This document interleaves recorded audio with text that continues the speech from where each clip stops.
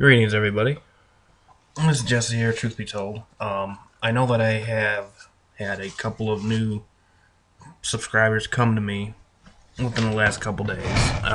And I'm going to take a very brief explanation of what my channel is. Obviously, as the new ones have come here, I do my best to provide you with devotional scripture readings, and also have my Bible studies I do on certain topics. As the Lord leads me to share them, I share them, and that's my Bereans Way messages.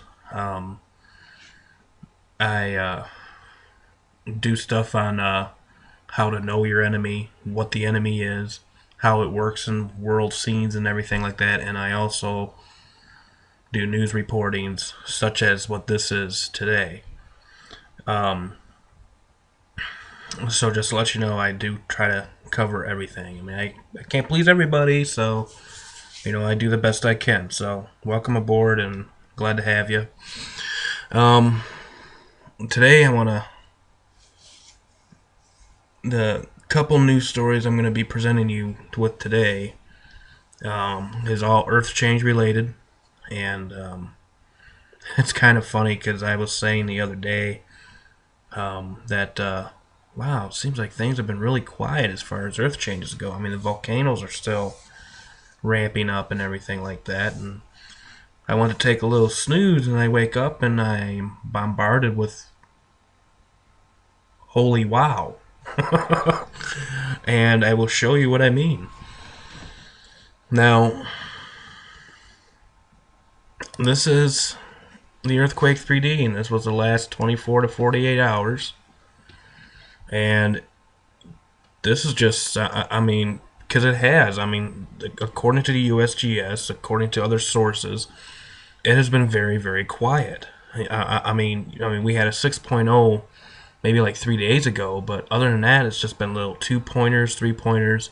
Not to say that those aren't important, but it does say, according to the time of sorrows, which I do believe we are in that Jesus, Yeshua, spoke about, where it says, "Take heed that no man deceive you, for many shall come in my name, saying, I am Christ, and shall deceive many, and you shall hear of wars or rumors of wars. See that you be not troubled." We definitely have that going on right now.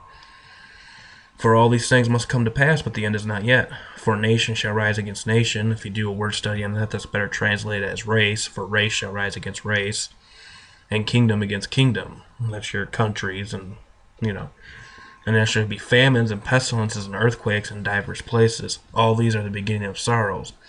And obviously, you look around you and you can see all of this is being fulfilled every single day, and it has been for quite a while now. I believe it really started uptick since 2001. I mean, I can't put a timeline when the time of sorrows have began, but I believe, in my opinion, things really started to get upticked in 2001 with the whole announcement of the war on terror and everything like that. But anyway, as you can see, this is the U.S. right here, 4.5. This is over on the East Coast. This is up here around Maine, Nova Scotia area. And earlier today, we had the 6.5.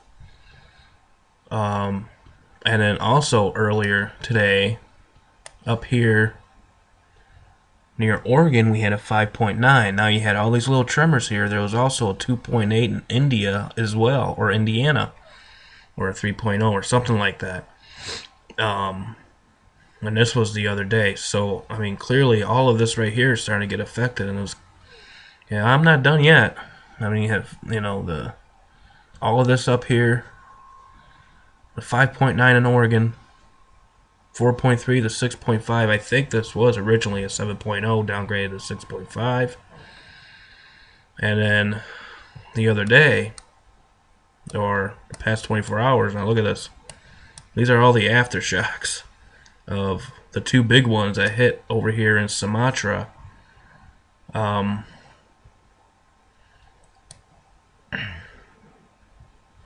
And obviously, the two of them was at 8.6, 8.2, and obviously you can tell by the rings that this covered a vast, wide area. So huge area, almost encompassing half the globe here, felt some kind of tremor from this thing. There was no tsunami that hit.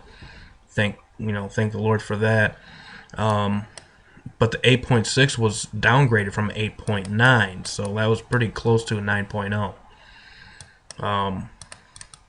So, and then obviously you look at the aftershocks from this thing, and it goes crazy. So, I'm gonna take you to I'll take you to this in a minute, and I just want to show you also, for example, what I'm talking about here. Because if you scroll all the way down, it takes you to the 5th of April, and you can see there wasn't too much activity. 3.8, 3.2, 2.9. There's only one 4-pointer, and the rest of them were 3-pointer or 4-point and below. Again, you you scroll up to the next day, which is the 6th. Yeah, there was more tremors and shocks and stuff like that, but again, it wasn't really nothing too big. I mean, you had the 6.2 in Papua New Guinea, but the rest of them, I mean, you had the 5.5 here in Indonesia, but again, 4.5 or less, 4.8, 4.9, but the rest of them were pretty, nothing really too much to hang your hat on. That's why I was saying it seems like it's been really quiet. That's why I haven't really reported too much. And then you go up here on the 7th, same thing, not much activity. 4.6, 5.0, 5.2, the rest of them, I mean 4.6, 5.8. I mean, I'm not saying these are strong earthquakes. I mean, they are moderate strength, but again, most of it is 4.0 or below. When you go here to the 8th, much of the same thing. You know, just a lot of little tremors here and there. Nothing big. Then you go over here to the 9th. Again, the same thing. 2.8, 2.9. I mean, nothing. I mean, seems like everything was good. We go to the 10th. 4.6. Fairly quiet, right? I mean, like I said, you had the odd one in Indiana and everything like that. And then here we go to the 11th, and boom. I mean, look at all of this. I mean, this is just insane. I mean, a lot of these are the aftershocks from Sumatra, but I mean, it starts off 4.5, 4.5, 5.2 Mid-Atlantic Ridge, 5.1. Then you have the 8.6, which was originally 8.9. Then you had the 6.0 in the Indian Ocean. 5.3, 5.3. These are all the aftershocks from the 8.6. And then you have the 8.2. And again, it just continues. 5.4, 5.4. 5.3 Indian Ocean, all the aftershocks. 5.1, 5.1, 5.1. 4.5, 5.1, 5.0, 4.6. I mean, it just goes on and on. And then here we go. Here's another major one. We had a 6.5 in Mexico. And then a 5.9, or basically 6.0 off the coast of Oregon. So, you know, I don't know what's going on. I mean, it seems pretty... It's ramping up pretty good. So it's definitely something to keep an eye on. 4.7 as of now, as of today, the 12th. I mean, it's still pretty high. The aftershocks kind of slowed down a bit, but like 4.3 in Utah. We had one in Indiana a couple days ago. And I want to take it to the live Seizmic server. And this is all over the world, guys. and this right here, I mean, it's all black. I mean, these are all different seismic servers from around the world. And you can just scroll down, and it's crazy. This one is it's not as bad, but I mean, look at this. I mean, it's crazy. It was a little light, but this was within the last 24 hours, people. And almost all of these are solid black. So something is definitely going on. So I want to take you to this coming crisis alert, and you know, I will vouch for this. So I'm going to read this for you. I'm going to post all these links below. Obviously, I can't post Earthquake 3D for you. I mean, you can get it for free. But the coming crisis alert, this is from comingcrisis.com. Possible major earthquake event in Pacific region with focus around Indonesia, April 11, 2012. And I would like to emphasize on this that I would like to carry this probably through the 12th and 13th, because I mean, just with the with that those 2 8-pointers, I mean, it seems like it caused a trigger effect for a lot of these other stronger quakes. So I'm going to put a 3-day window on this. So and these are the things that the scripture has warned us about: earthquakes. And in Luke 21, it talks about great earthquakes in diverse places. But medium to large size quakes, including a 7-point in Mexico, are striking all across the Pacific. The reason so far is unknown. World seismic monitors are beyond being off the charts. They're solid black. The coming crisis recommends that all those on vulnerable coastal areas in the Pacific Rim consider taking shelter, moving inland for the next 24-48 hours if possible. 2 8-point quakes have struck off the coast of India, with a multitude of strong 5-point aftershocks occurring regularly every 10 to 15 minutes. These aftershocks are still ongoing, and they are, as I just showed you. I mean, they're a little less now, but does not say that they can't uptick again. There exists the possibility that the plate hasn't yet snapped back, as in the 2004 quake and tsunami event that struck off the coast of Asia, an event which killed thousands of people.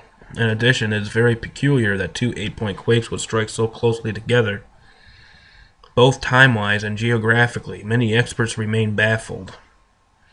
For these reasons, and for the continued quake activity, we are issuing an alert for the Pacific region, in particular the Indian Ocean and Indonesian areas, for the next 48 hours.